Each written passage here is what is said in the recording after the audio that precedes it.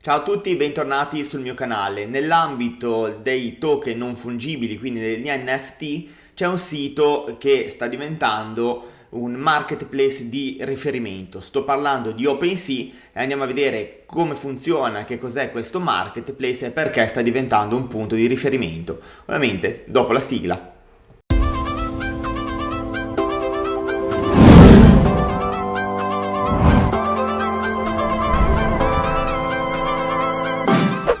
Andiamo a vedere che cos'è OpenSea, il marketplace degli NFT raggiungibile all'indirizzo opensea.io, poi vi lascerò comunque il link in descrizione.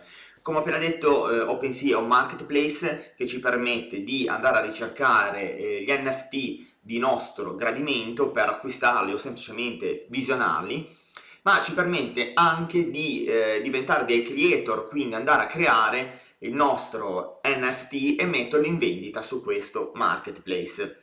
Per fare ciò, come succede con Rarible, bisogna connettere un wallet Ethereum all'interno di questa piattaforma.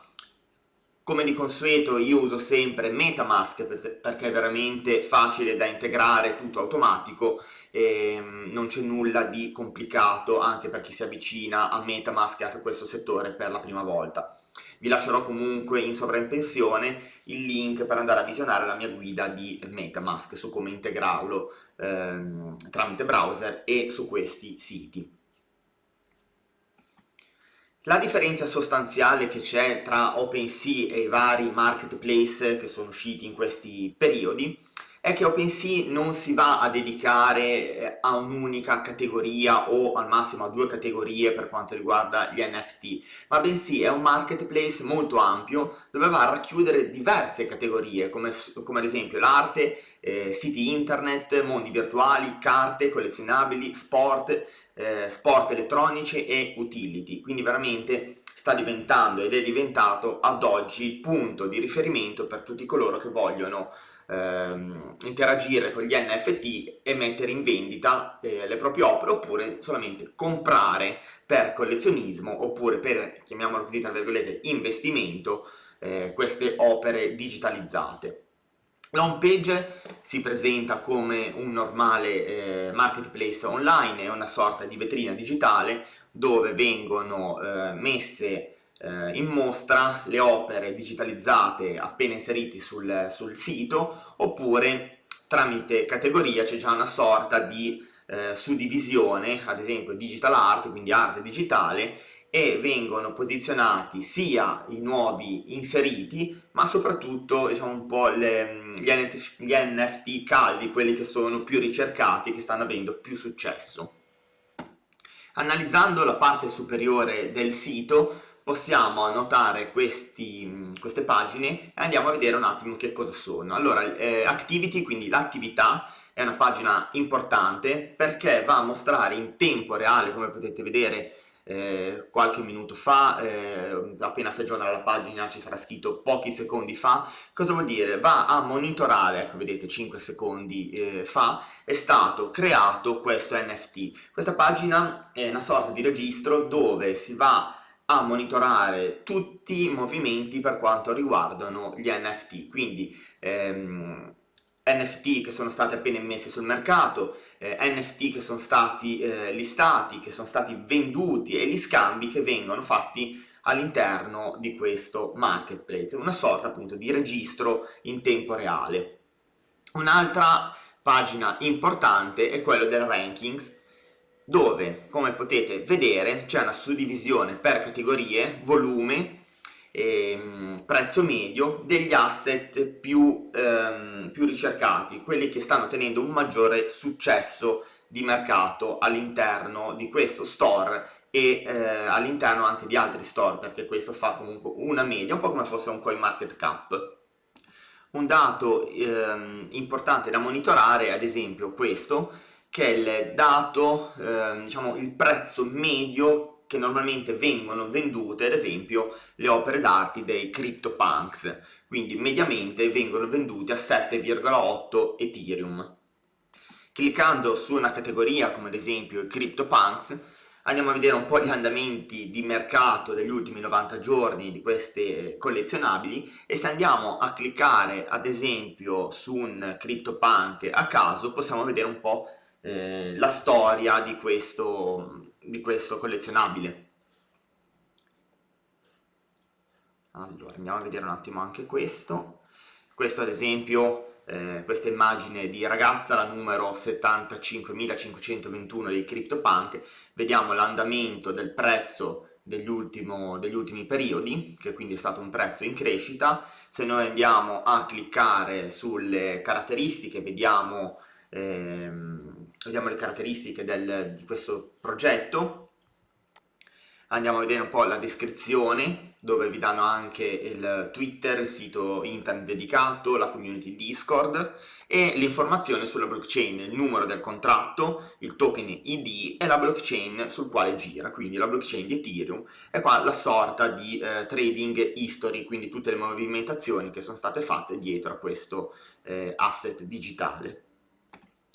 Un metodo più veloce per fare una ricerca di un NFT è, se noi conosciamo già cosa vogliamo cercare o eventualmente l'autore, possiamo andare qua in alto a sinistra dove c'è la lente di ingrandimento, quindi la barra di ricerca, e scrivere ad esempio gatti, se vogliamo cercare dei gattini, e come vedete appaiono tutti gli NFT dedicati ai gatti, come in questo caso i famosi CryptoKitty. Vale la stessa cosa per quanto riguarda l'acquisto. Allora, buy now cosa vuol dire? Vuol dire che un po' come in Rarible e in eBay, OpenSea permette la tokenizzazione di questo oggetto specifico e la messa in vendita tramite un'asta. Quindi noi riceveremo delle offerte in un determinato periodo di tempo che andremo a scegliere al momento della creazione del nostro collezionabile. C'è anche l'opzione acquista subito, che permette agli utenti realmente interessati, che vogliono a tutti i costi avere quel pezzo di collezione, quindi mettendo e cliccando buy now, in questo caso da compratori, noi salteremo tutto il processo delle aste e andremo ad acquistare direttamente a quel prezzo indicato dal venditore il nostro oggetto. Quindi, come potete vedere, l'interfaccia OpenSea è veramente user friendly, semplice, pulita, alla portata di tutti. Diciamo che anche andare nel dettaglio su queste funzionalità può essere veramente superfluo, perché è intuitivo al massimo. Un'altra delle pagine interessanti è ad esempio il blog, dove noi possiamo andare a vedere un po' una sorta di giornale dove parlano delle novità su OpenSea, collezionabili e tutte le informazioni che potete trovare per quanto riguarda questo argomento.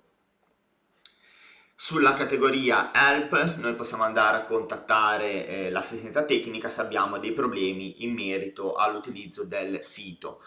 L'altra funzionalità che interesserà sicuramente a tantissimi di voi è la possibilità di creare i nostri NFT.